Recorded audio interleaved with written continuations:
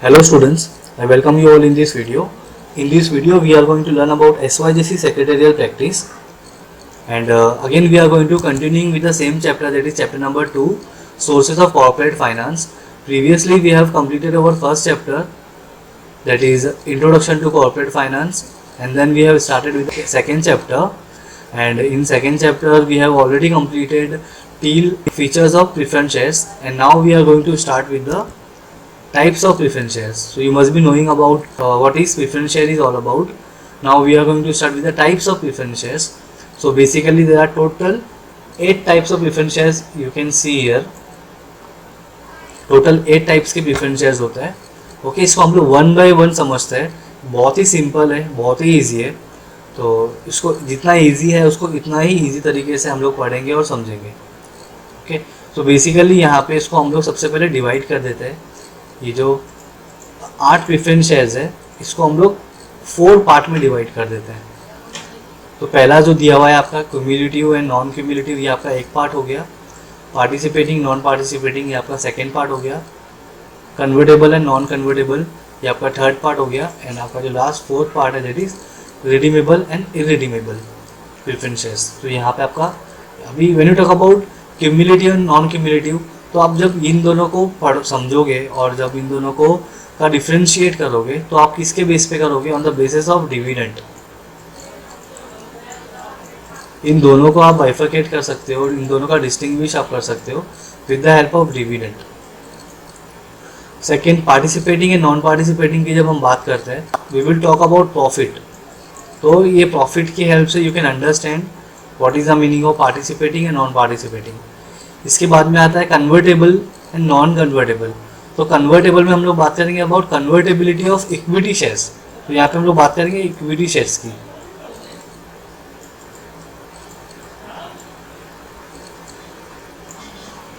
Last आता है redeemable and irredeemable. यहाँ पे हम लोग बात करेंगे रीपेमेंट की. अब what is the meaning of repayment, ये हम लोग देखते हैं जब हम लोग ये पढ़ेंगे. ओके, तो ये 4 चीज़ है, बहुत ही सिंपल. क्यूमुलेटिव नॉन क्यूमुलेटिव किसके ऊपर बेस्ड होगा? डिविडेंड के ऊपर. पार्टिसिपेटिंग एंड नॉन पार्टिसिपेटिंग किस पर बेस्ड है? प्रॉफिट पे. And when you talk about convertible and non convertible, so it is based on equity shares. And when you talk about redeemable and irredeemable, तो वो based है repayment of capital, इसके ऊपर depend है. तो उसको इसी तरीके से हम लोग वन बाय वन समझते हैं.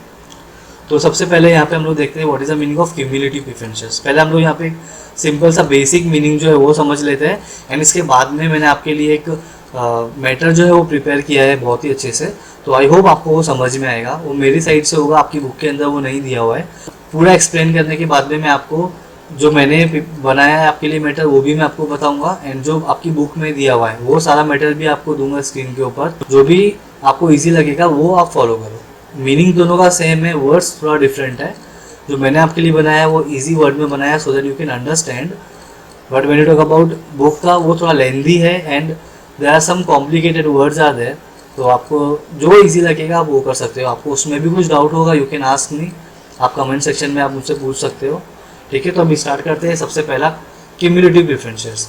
तो ये क्या होता है? हम लोग बात कर रहे हैं अबाउट डिविडेंड. तो क्यूमुलेटिव प्रेफरेंस शेयर्स में क्या होता है? आपका डिविडेंड, आपको पता है जो प्रेफरेंस शेयर होल्डर्स का डिविडेंड होता है वो फिक्स रेट ऑफ डिविडेंड होता है, सबको पता है. मतलब आपको in any condition company should pay the dividend. कैसे भी करके कंपनी को आपका पैसा आपको पे करना ही पड़ेगा. से एग्जांपल, आपका जो डिविडेंड है वो आपको 1000 रुपीज़ मिलता है, लेकिन because of the losses company ने ये 1000 रुपीज़ जो है वो आपको पे ही नहीं कर पाई. कंपनी फेल टू पे द डिविडेंड. फिर ये साल चलो ठीक है, कंपनी ने पे नहीं कर पाई.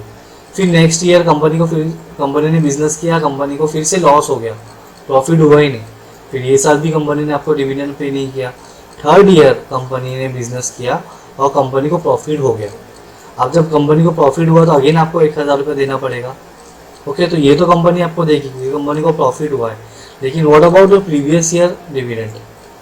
तो यहाँ पे अगर आपने क्यूमुलेटिव प्रेफरेंस शेयर परचेज किया है तो कंपनी क्या करेगी?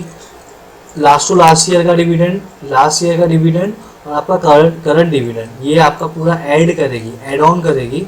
मतलब ये कितना हो जाएगा? ये आपका 3000 रुपीज़ हो जाएगा.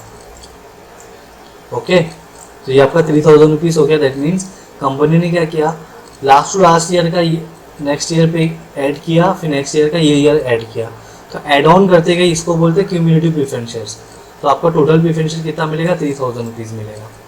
तो ये होता है अगर आपने क्यूमुलेटिव प्रेफरेंस शेयर परचेज किया है, तो जो भी प्रीवियस आपको डिविडेंड नहीं मिला होगा वो आपको जिस ईयर कंपनी को प्रॉफिट हो जाएगा वो ईयर कंपनी आपको डिविडेंड पे कर देगी। इसको बोलते हैं क्यूमुलेटिव प्रेफरेंस शेयर्स।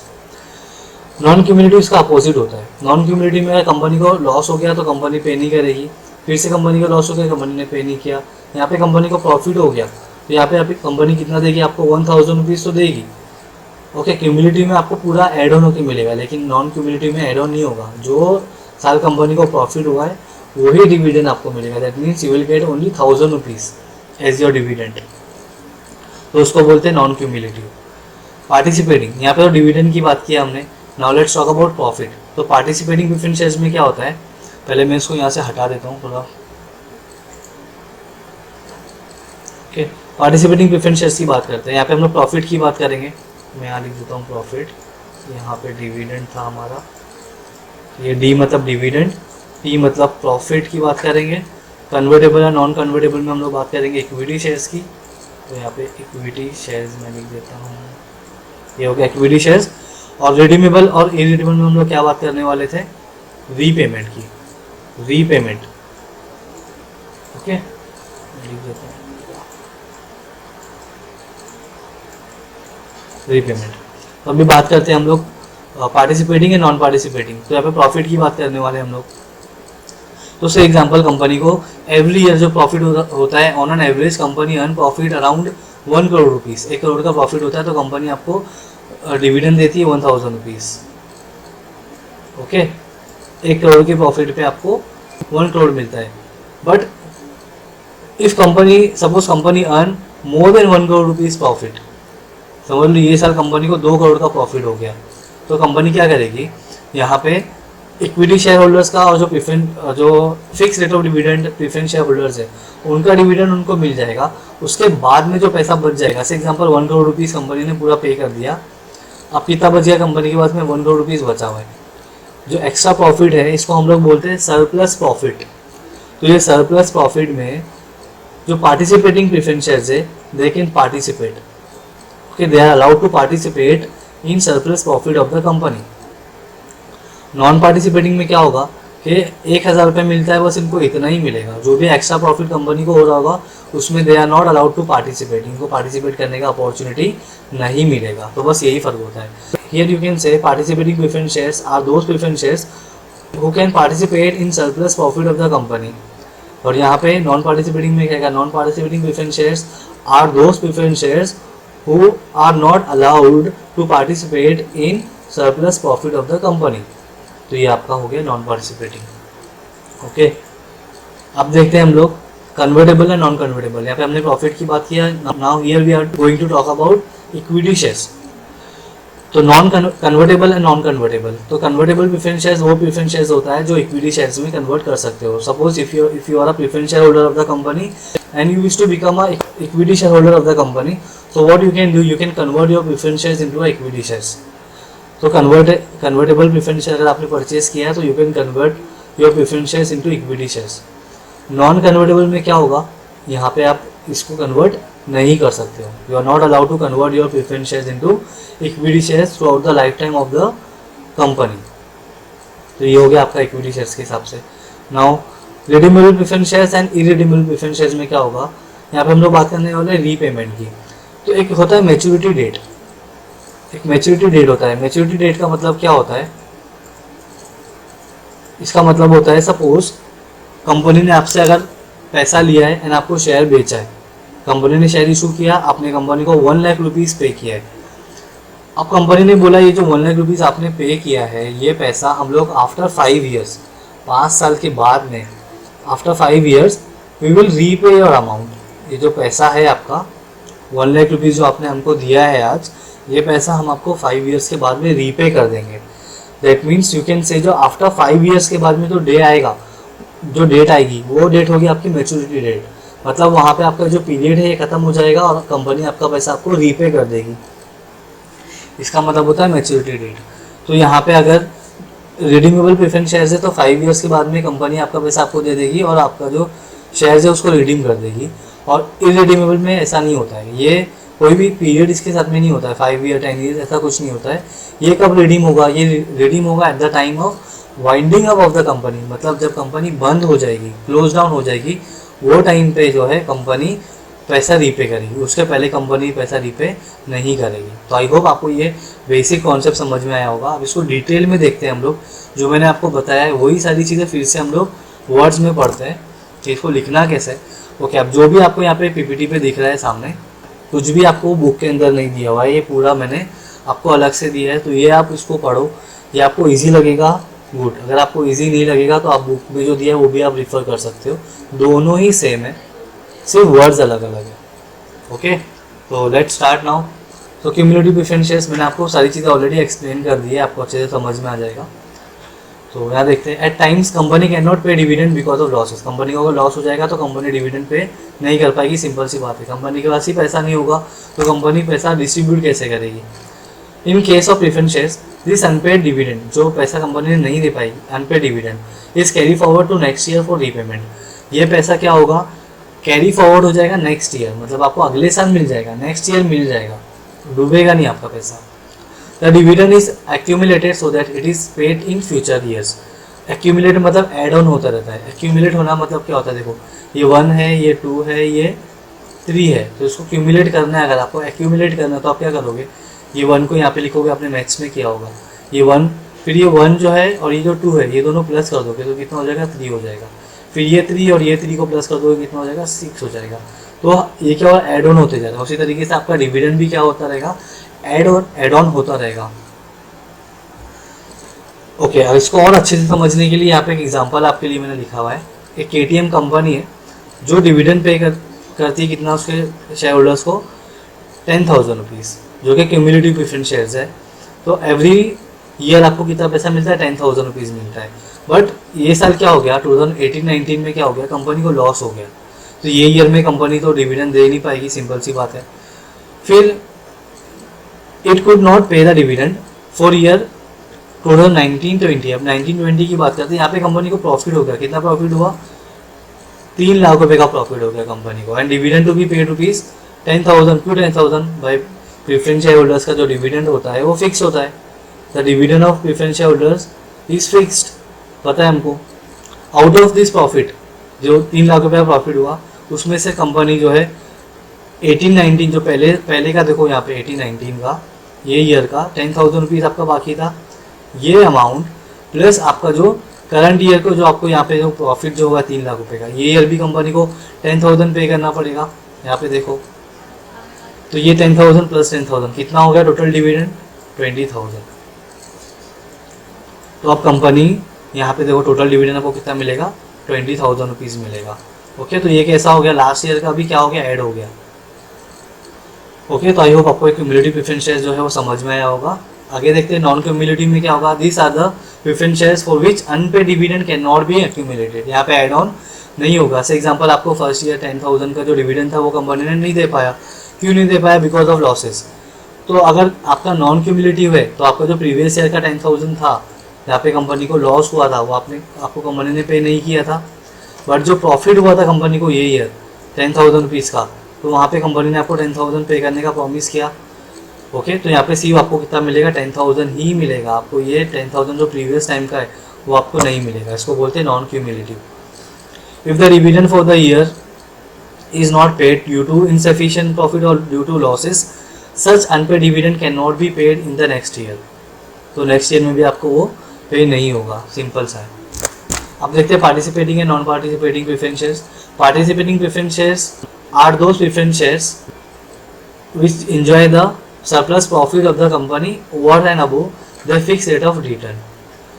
मैंने बताया कंपनी को प्रॉफिट हुआ था 1 करोड़ रुपये, इसका आपको 1,000 मिला। कंपनी को ज़्यादा प्रॉफिट हो गया, 2 करोड़ का प्रॉफिट हो गया, तो वहाँ पे आपको एक्स्ट्रा प्रॉफिट मिलेगा, मतलब एक्स्ट्रा डिविडेंड मिलेगा।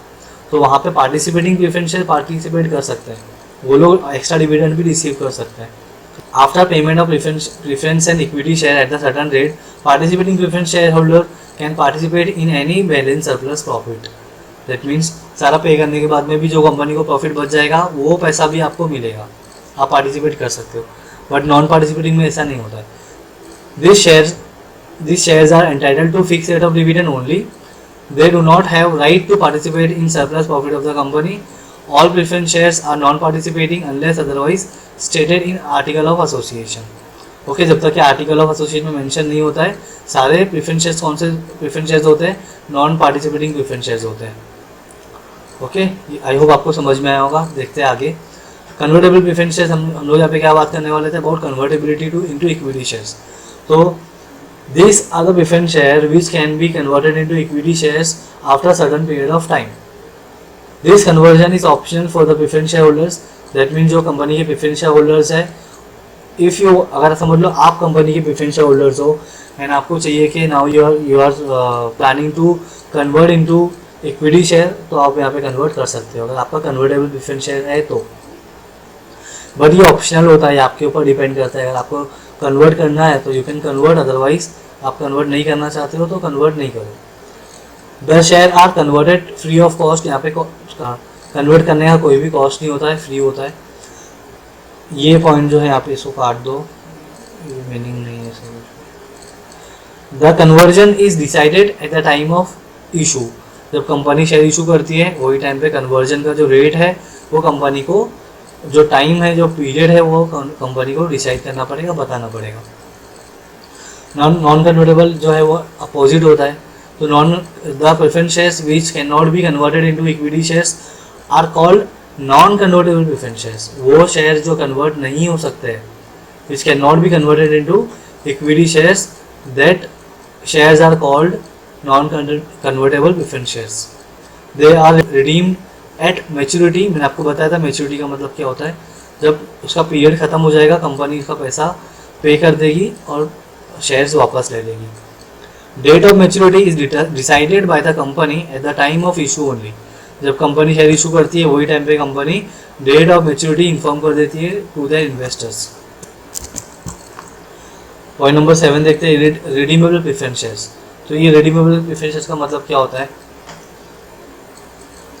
Redeemable preference shares are those preference shares which can be redeemed after a certain period of time on the maturity date. जब उसका पीरियड खत्म हो जाएगा, कंपनी उसका पैसा उसको पे कर देगी. Money is returned back to the shareholders on maturity date. Such shares must be fully paid. Fully paid होना चाहिए. जैसे आपने 10 रुपये का एक शेयर परचेज किया है कंपनी से, तो आपको पूरा का पूरा पैसा 10 रुपीज़ कंपनी को पे करना पड़ेगा. उसको बोलते हैं fully paid. Date of redemption of provided to preference share holder at the time of issue. तो रिडम्पशन का जो डेट होगा, रीपेमेंट जब कंपनी आपको करेगी, वो date at the time of issue of shares only company should inform. Company आपको inform कर देगी at the time of issue of shares. Normally they are redeem on premium. Okay, आपने share purchase किया था, कितना था उसका प्राइस? एक शेयर का 10 रुपया था. बट कंपनी जब आपको रीपे करेगी 10 रुपया पे नहीं करेगी, आपको कंपनी 15 रुपया रीपे कर रही है. तो आपको कितना रुपया कंपनी एक्स्ट्रा पे कर रही है? 5 रुपीज़. तो ये जो 5 रुपीज़ एक्स्ट्रा पे कर रही है ना, दैट इज़ योर प्रीमियम. इसी को हम बोलते हैं प्रीमियम. आगे देखते हैं, इरिडीमेबल प्रेफरेंस शेयर्स.